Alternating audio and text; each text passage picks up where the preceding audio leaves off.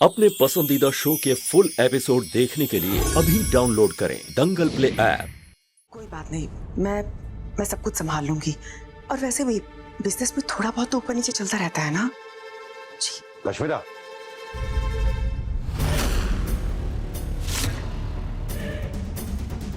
आप यहाँ क्यों आए पापा? मुझे बुला लेते। नहीं, इतना सब्र नहीं हो पाया मुझसे। ये सब क्या है कश्मीरा?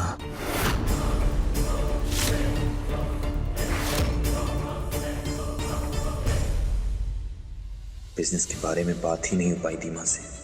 मुझे जानना ही होगा कि खून पसीने से बनाए हुए बिजनेस की हालत ऐसी कैसे होनी थी उन्होंने। चाहे जो हो जाए, आज मैं दीमा से बात करके रहूंगा। मेरे खून पसीने की मेहनत से खड़ा किया हुआ बिजनेस बर्बाद कर दिया तूने। मेरा ऑफिस, मेरा घर, सब कुछ गिरवी रख दिया। यहां तक कि कर्जदार मुझे पैसों के लिए बार बार परेशान कर रहे हैं। ऐसा क्या किया तुमने? क्या किया इतने पैसों का? मुझे मेरे एक एक पैसे का हिसाब दो। चौहान कंस्ट्रक्शंस अर्श से फर्श तक कैसे आया, इसका जवाब दो।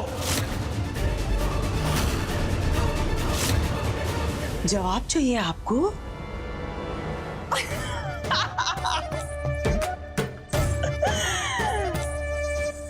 तो सुनो मिस्टर दिग्विजय सिंह चौहान, 20 साल तक जब तुम यहां पे नहीं थे ना, तो मैं थी ये सब कुछ संभालने के लिए। कंपनी को जिस कबाड़ खाने में डालकर गए थे ना, मैंने इस मुकाम तक पहुंचाया। और ये जो तुम्हारे बच्चे हैं ना, उनके साथ साथ पूरे परिवार का ख्याल रखा। कभी किसी को कोई कमी नहीं होने दी मैंने, सच्ची। और ये जो आपका बेटा है ना राज, उसे राजकुमार बनाकर रखा है मैंने। और 20 साल बाद वापस आके मेरा एहसान मानने की बजाय आप मुझसे बोल रहे हैं आपको जवाब चाहिए।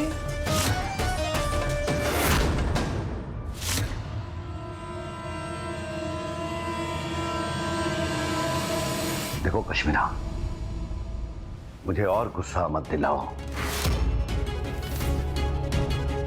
मुझे मेरा सारा पैसा और बिजनेस वापस चाहिए, वैसे ही जैसे मैं छोड़ कर गया था। ना ना ना ना ना, वो तो आपको बिल्कुल भी वापस नहीं मिलेगा। क्योंकि जितनी मेहनत तुमने की है, उससे कहीं ज्यादा मैंने मेहनत की है इस बिजनेस को उस मुकाम तक पहुंचाने के लिए। सो कायदे से सब कुछ मेरा है। गलतफहमी है तुम्हारी, क्योंकि ये तुम भी जानती हो कि ये सब कुछ राज का था, उसका है और उसी का रहेगा। नहीं नहीं नहीं। हाँ! इस सारी कंपनी और प्रॉपर्टी का असली हकदार सिर्फ राज है। आपको पता है, आपको बहुत बड़ी गलतफहमी है। हाँ, ये सब कुछ मेरा है, इस पे किसी का कोई हक नहीं है। क्योंकि अगर ये मेरा नहीं हुआ तो सब कुछ बर्बाद कर दूंगी। पापा, तुम्हें और तुम्हारे उस बेटे राज को, राज मरेगा और सारी प्रॉपर्टी मेरी होगी। तो इसलिए ये थी कश्मीरा की कहानी की हैप्पी एंडिंग। क्योंकि उस राज का नामो निशान मैं बहुत जल्द मिटा दूंगी इस दुनिया से।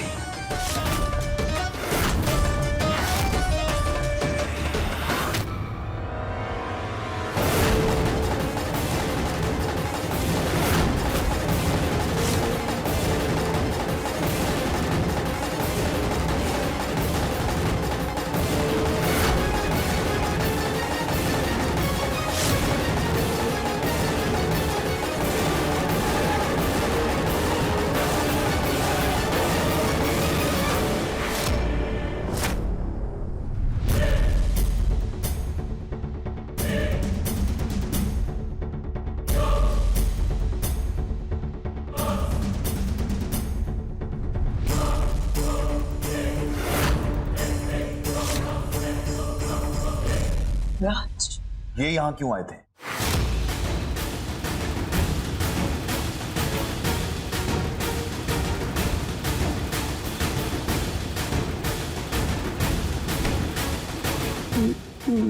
मतलब तुमने कुछ सुना नहीं?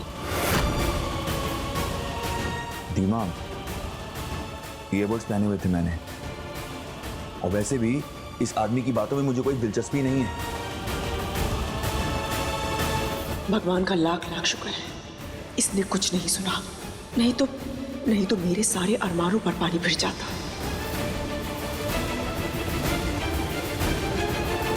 आप ठीक हैं? हाँ मैं ठीक हूँ। राज, कहने के लिए वो हमारे पापा हैं, लेकिन इतनी अजीब सी बातें करते हैं, दुश्मनों से भी बदतर बातें करते हैं वो। क्यों? कुछ कहा उन्होंने आपसे? नहीं, लेकिन अब क्या बताऊं मैं तुझे। सच तो ये है कि ऊपर से नीचे तक ना सिर्फ लालच भरा है उनमें। तुझे पता है अभी थोड़ी देर पहले मुझसे क्या कह रहे थे वो, कि वो वापस आ गए हैं तो प्रॉपर्टी और बिजनेस वो हैंडल करेंगे। उनका कहना है कि उनके आने से पावर ऑफ अटॉर्नी का कोई मतलब ही नहीं बनता है। तुझे पता है ना राज, ये सब मैं नहीं देख सकती। तेरी दीमा चाहती है कि सब कुछ तू संभाले, सब कुछ तू देखे, तेरे नाम पर हो। अभी मुझे धमका कर गए हैं कि अगर मैंने ऐसा करने की कोशिश भी की ना तो राज के लिए ठीक नहीं होगा। What? हद होती है बेशर्मी की भी। ये होते कौन है मेरी मां की जायदाद पर अपना हक जताने वाले?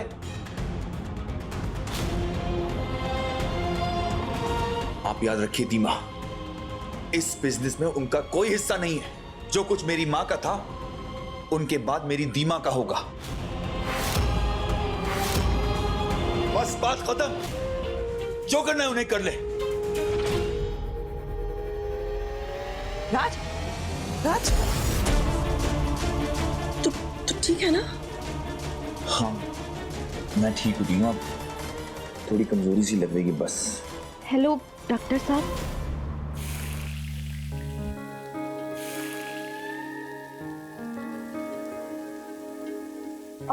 हेलो,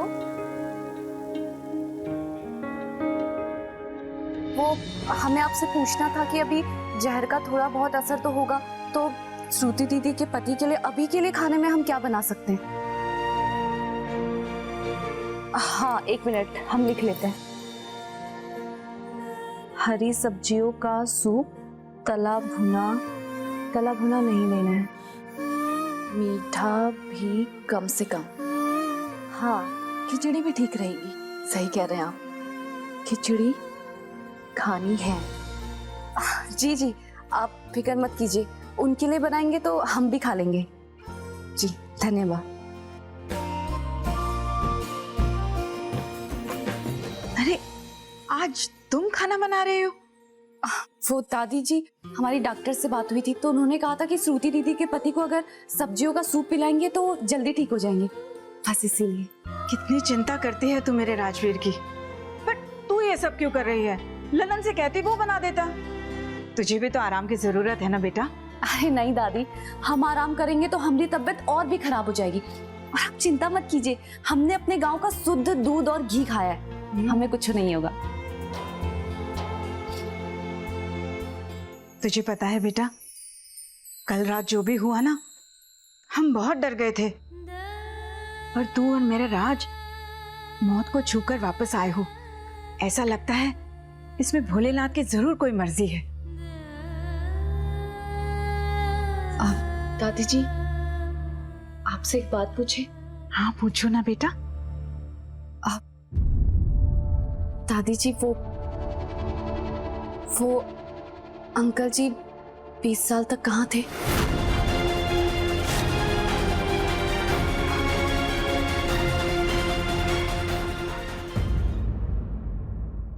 अब देखिए मिलके भी हम ना मिले, दंगल प्ले पर टीवी से पहले।